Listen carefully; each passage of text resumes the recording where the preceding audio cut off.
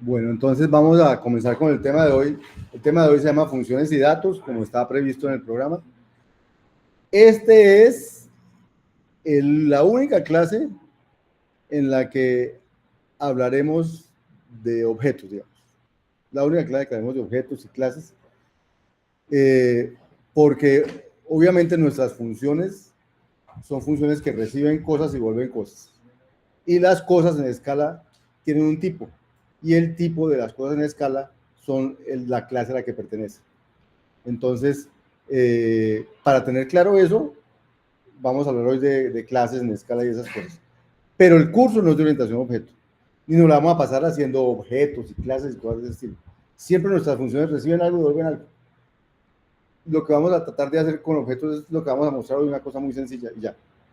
No nos la vamos a pasar haciendo cosas complicadas de objetos y nada de esas cosas, pero sí vamos a construir unos clases especiales que nos van a servir después para programar más eficientemente o más elegantemente, diría yo. ¿Listo? Entonces, ¿qué vamos a hacer ahorita? Unas generalidades, luego vamos a trabajar cómo se construyen abstracciones de datos en escala. Entonces, claro, clases y objetos, que son la manera como se construyen. Hablar de control de acceso y control de capsulación, que son dos conceptos claves en programación orientada a objetos que imagino que los conocen, que han oído hablar de esos conceptos. Y cómo se evalúan. Entonces, si aparece una nueva manera de hacer cosas y tenemos el modelo de sustitución, entonces, ¿cómo pega esto con el modelo de sustitución? ¿Cómo así? O sea, ¿esto cómo va con el modelo de sustitución que teníamos? ¿Cómo se evaluaban las cosas? Eso tiene que pegar con eso. Entonces, vamos a mostrar cómo eso pega. Luego, en la siguiente parte, vamos a construir datos. Aquí es construir transacciones de datos de la nada. Aquí es construir transacciones de datos incrementalmente. ¿Incrementalmente qué significa? ¿Creen ustedes? Usando la herencia. O sea, ese es el otro mecanismo importante de la programación orientada a objetos, que es la herencia. Entonces, ¿qué es la herencia? Es construir una clase a partir de otras que ya existen. Entonces, lo que llamamos incrementalmente, porque es algo, añadirle algo más. Y por eso se llama construir abstracciones de datos incrementalmente. Entonces, hablaremos de cómo es eso en escala, qué conceptos importantes hay allí, la jerarquía de clases y el despacho dinámico. Y con eso les contaremos cómo están organizadas las clases en escala, y eso es lo único que hablaremos de objetos en este curso. ¿Listo? Bien. No es un curso de orientación a objetos. Ese ya lo pasaron. Bien.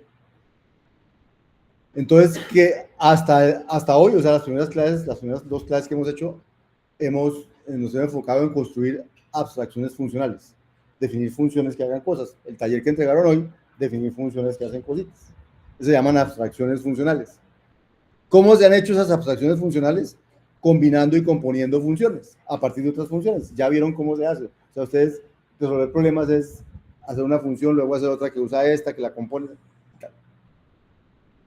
Ese significa que el foco ha estado en la abstracción de procesos, de cómo se hacen las cosas. Pero hay otro aspecto clave en la programación, que es construir abstracciones de datos, que es en lo que ustedes se enfocan cuando trabajan en orientación a objetos, en construir abstracciones de datos, construir objetos a partir de clases. Entonces, normalmente uno construye abstracciones de datos a partir de abstracciones de datos más sencillas, y eso sirve para elevar el nivel conceptual, es decir, en mi lenguaje de programación no existe la clase, yo qué sé, digamos la clase empleado. Eso no existe en ningún lenguaje de programación. Entonces, cuando yo me creo la clase empleado, estoy elevando, y ahora digo, sea X variable de tipo empleado, he elevado mis conceptos en el lenguaje. Ya no solamente tengo lo que el lenguaje me provee, sino que hago unas cosas más. Es como una abstracción de conceptos. Cuando creo nuevos, me permite incrementar la modularidad, porque entonces ahora puedo hacer cosas más modulares y puedo hacer, es más fácil reutilizar las cosas, ¿cierto? Y tercero, fortalece el poder expresivo del lenguaje, o sea, yo puedo expresar las cosas en un lenguaje más cercano al problema que quiero resolver. Entonces, para eso se hacen abstracciones de datos, ¿cierto? Ahora, la capacidad de construir abstracciones de datos compuestas nos permite trabajar con los datos a un nivel conceptual más alto que si trabajamos solamente con las abstracciones de datos primitivas del lenguaje. O sea, una cosa es decir que trabajo con una pareja de enteros y otra cosa es decir que trabajo con la clase esposos, por decir algo, que es una pareja de enteros, pero que yo la llamo esposo porque yo sé que significa algo más. Entonces, a eso es lo que quiere decir que es un nivel conceptual más alto. Uno hace abstracciones de datos para tener un lenguaje más cercano al problema que quiere resolver. Bien. Entonces, para ilustrar todo esto en escala, tenemos un ejemplo.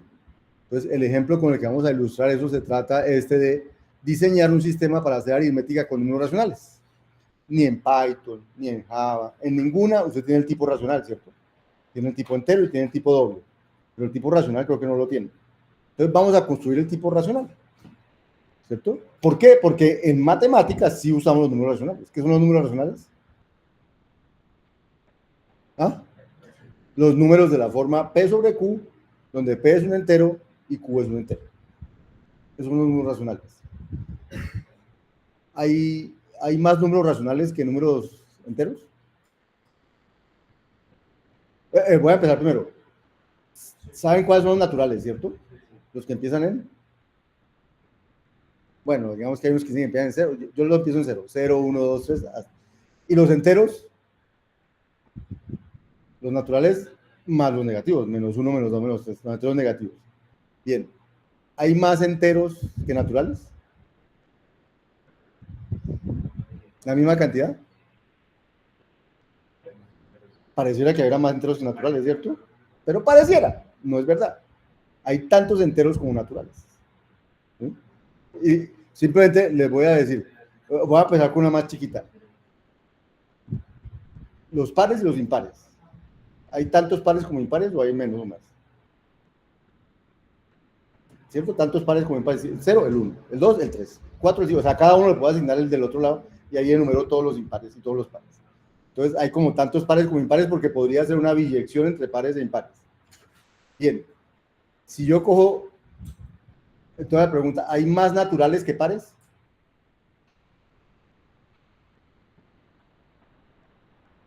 Uno por uno diría, sí, porque está el 0 y el 2 son pares, el 1 es un entero, y entonces pues ya tengo uno más que esos dos. Pero yo puedo hacer una biyección donde digo, a cada número natural le asocio 2 por n. O sea, 0, 2 por 0. Al 1, 2 por 1. Al 2, 2 por 2. Al 3, 2 por 3, y así. Entonces quiere decir, eso es una biyección. O sea, que hay tantos naturales como números pares. Hay tantos naturales como números enteros. Porque uno entonces dice, los pares los asocio a los positivos y los impares con todos los negativos, por ejemplo. Y entonces puedo hacer una biyección, y entonces una biyección entre dos conjuntos significa que hay la misma cantidad de elementos en un lado que en el otro. Entonces, por eso en matemáticas discretas uno ve todas esas propiedades de biyecciones, inyecciones, para después poder uno abstraer ese tipo de cosas. Entonces, la pregunta que le hice al principio es, ¿hay más enteros que racionales? ¿Hay más racionales que enteros? También se puede. Pero se podría decir, o sea, el orden sería muy... No importa si el orden sería muy raro, pero les voy a hacer, les voy a decir cómo se demuestra. Pero esto ya sería en matemáticas o matemáticas discretas, pero les voy a contar cómo se demuestra gráficamente, no solamente gráficamente lo voy a hacer, que hay tantos racionales como enteros. Digamos que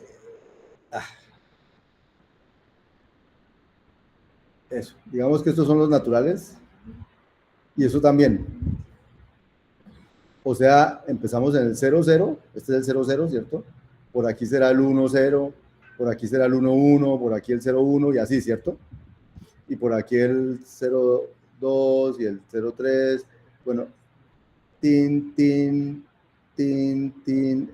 Por ahora me voy a estar solo en este cuadrante, que es el cuadrante de los parejas de positivos, de Pero cada parejita de estas es una pareja PQ, ¿cierto?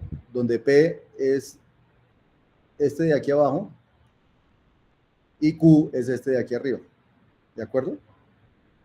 O sea que cada parejita de estas de alguna manera representa un número racional, porque es la parejita P, Q con P entero y Q entero. Y entonces ahora yo voy a recorrer todo todo esto en la siguiente manera. Arranco para acá. Luego subo una en la diagonal. ¿Cierto? Luego 1, 2 y subo 1 en la diagonal. Luego me bajo para acá. Tin.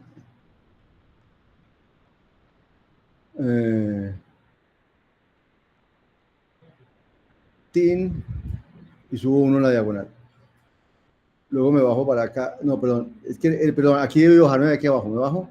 Me bajo al siguiente y empiezo a subir por la diagonal. Me bajo al siguiente y empiezo a subir por la diagonal.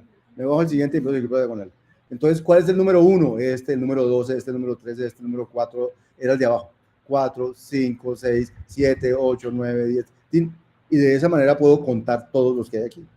Y a cada entero le asigno un número racional. O sea que hay tantos racionales como enteros. Es igual, el número de racionales y el número de enteros es idéntico. A todos esos conjuntos que se pueden biyección con naturales se llaman conjuntos enumerables. Los reales, en cambio, son mucho más grandes. Los reales son no enumerables. Porque, es más, en los reales entre n y n más 1, aquí caben todos los reales. ¿Sí? En este pedacito están todos los números reales, es decir, el intervalo 0, 1 es tan grande como todos los números reales. ¿Por qué les digo eso? Porque en el lenguaje de computador les proveen unos tipos, ¿cierto? El tipo entero y el tipo doble. Por lo general les proveen esos dos. Y ustedes tienen en la cabeza que los enteros pues son los enteros naturales positivos y negativos y que los flotantes o los dobles son los reales. Lo cual es mentira. Porque en un computador solo hay un número finito de bits. Entonces quiere decir que solo tiene un número finito de números que pueden representar. Y los reales no solo son infinitos, son infinitamente no enumerables. O sea, ni siquiera son enumerables los reales. O sea, todos los enteros no caben, porque pues cabe un número finito de enteros. Pero mucho menos los reales, porque los reales ni siquiera son enumerables. O sea que un computador tiene una limitación muy grande para trabajar con los números, porque ni siquiera tiene cómo representarlos. Por eso hay por eso los computadores tienen errores. Y por eso lo que pasa es que hoy en día hay un tratamiento de error hay una teoría de tratamiento de error muy avanzada que hace que uno no lo note. Pero ustedes cojan una hoja de cálculo y pónganle no sé, a hacer cálculos con cosas, números que no sean racionales, ojalá, y se van a dar cuenta de que la suma de esas cosas tiene errores. Lo que pasa es que usted como finalmente se acostumbra a mirar 3 decimales, 2 decimales, entonces con eso se aguanta. Pero puede que tenga errores en otro decimal. Bueno, pues todo eso los digo para decirles que los computadores realmente son muy limitados para el manejo de números. Y a pesar de que le ofrecen enteros y dobles, realmente no le hace ofrecer ni todos los naturales ni todos los reales. Es más, los reales es más limitado, porque los naturales son de verdad los que alcanza a ofrecer. Los reales, usted cree que tiene, no sé, un tercio y puede que lo tenga, pero por ejemplo, pi, imposible que lo pueda representar bien. Entonces, bueno, cuando vean simulación y computación numérica, una cosa así es que ustedes ven, deberían entrar en esos detalles de cómo es el manejo del error y cómo es que un computador sí suma bien a pesar de que no puede representar los números bien. A pesar de que no puede representar los números precisamente. Entonces, ¿cómo hace para sumar esa vaina si el error se tiene que esparcir y todas las cosas? Entonces, van a contarles cómo las máquinas logran minimizar los errores, reducirlos, mantenerlos en un nivel tal que el computador realmente sirve. a pesar de no ser capaz de representar los números reales, ni siquiera los naturales completamente. Entonces uno dice, bueno, pero entonces, ¿por qué no me ofrecen más cosas? Entonces, no hay necesidad, porque con lo que ofrece es suficientemente insuficiente y no puede ofrecer más. Entonces, ofrecer racionales específicamente no vale la pena. Pero lo vamos a hacer hoy como ejercicio, que pudiéramos decir tipo racional. Entonces, vamos a construirlo nosotros, como no viene. Entonces, ¿para qué es que sirven los lenguajes de programación? Para coger el mundo que yo quiero modelar y modelarlo. Entonces, ¿para qué sirven las clases y esas cosas? Para crear nuevos datos. Entonces, yo quiero crear el nuevo dato que se llama racional. Ese es el ejercicio que vamos a tratar de hacer. Crear el nuevo dato racional. Bien. Entonces, dicho eso, supongo que tenemos entonces, uno podría pensar en modelar un número racional como dos enteros, o sea, tener una pareja. Y ya lo tengo. Pero sería mucho mejor si creamos una nueva abstracción denominada, por ejemplo, racional, que nuestros programas puedan manipular sin importar cómo está implementado por debajo. O sea, por debajo puede ser una pareja, porque eso es un racional en su definición formal. Pero yo lo declaro como racional y lo manejo como racional, así como manejo los enteros, así como manejo los dobles. ¿Por qué no? Entonces eso es lo que vamos a tratar de hacer hoy. Para ilustrar lo que llamamos abstracción de datos. Queremos implementar la modularidad, porque si podemos manipular los números racionales directamente como tales, sin interesarnos en cómo están por dentro, o sea, yo con un racional y puede que pueda operarlo sin necesidad ni siquiera saber cuál es el P y cuál es el Q, o sea, que pueda hacer cosas con eso, entonces estaremos usando una poderosa herramienta de diseño denominada abstracción de datos. Esta técnica hace que los programas sean más fáciles de diseñar, de mantener y de modificar. Y la tercera cosa es que vamos a fortalecer el poder expresivo del lenguaje, porque vamos a poder utilizar nuevas abstracciones de datos como cualquier otra abstracción ya existente, y eso va a ampliar el poder expresivo de mi lenguaje. Esos son los tres asuntos que queremos ilustrar con nuestro ejemplo. ¿Listo? Pero para poder hacer nuestro ejemplo, primero tengo que recordar qué es lo que queremos modelar en el computador, los números racionales. ¿Qué es un número racional? Entonces, un número racional se construye a partir de dos enteros. Dados dos enteros, yo construyo un número racional. ¿Sí? Los números de la forma P sobre Q, con P entero y Q entero son los números racionales. Entonces, para construir un número racional, yo necesito dos enteros, y eso me debe dar un número racional. Y lo segundo, ¿qué puedo hacer con los números racionales? Los números racionales yo puedo, por ejemplo, preguntar cuál es el numerador, porque al de arriba se llama numerador. ¿Cuál es el denominador? Al entero de abajo se llama el denominador. Puedo preguntar, puedo sumarlos o restarlos, puedo coger dos racionales y sumarlos, puedo coger dos racionales y restarlos, dos racionales y multiplicarlos, dos racionales y dividirlos, y eso me da un número racional. O puedo coger y averiguar si dos números racionales son el mismo o no, y entonces eso me da un booleano true o false. O otras cosas, si uno es menor o igual que otro, cosas de ese estilo. Entonces, estos son los números racionales en abstracto. En concreto, en el computador, como modelo de número racional, pues lo más natural, con una pareja entera. Esa sería como la manera natural de modelar. Pero quiero hacer un tipo racional en el cual, como lo vamos a hacer nosotros, tenemos que modelarlo de alguna manera, lo vamos a modelar como parejas de enteros, pero cualquier otro que no sepa cómo lo hicimos lo pueda usar sin preguntarse cómo está hecho eso por dentro. ¿Listo? Entonces vamos a diseñar un paquete para hacer aritmética con números racionales. Ese paquete, entonces, entonces para diseñar ese paquete tenemos que tener en cuenta que un número racional es de la forma x sobre y, donde x es un entero, y es un entero, al de arriba se llama el numerador, al de abajo se llama el denominador, y vamos a representar el número racional en nuestro lenguaje escogido por medio de dos enteros. Si trabajáramos ahora con parejas de enteros, hace engorroso el asunto.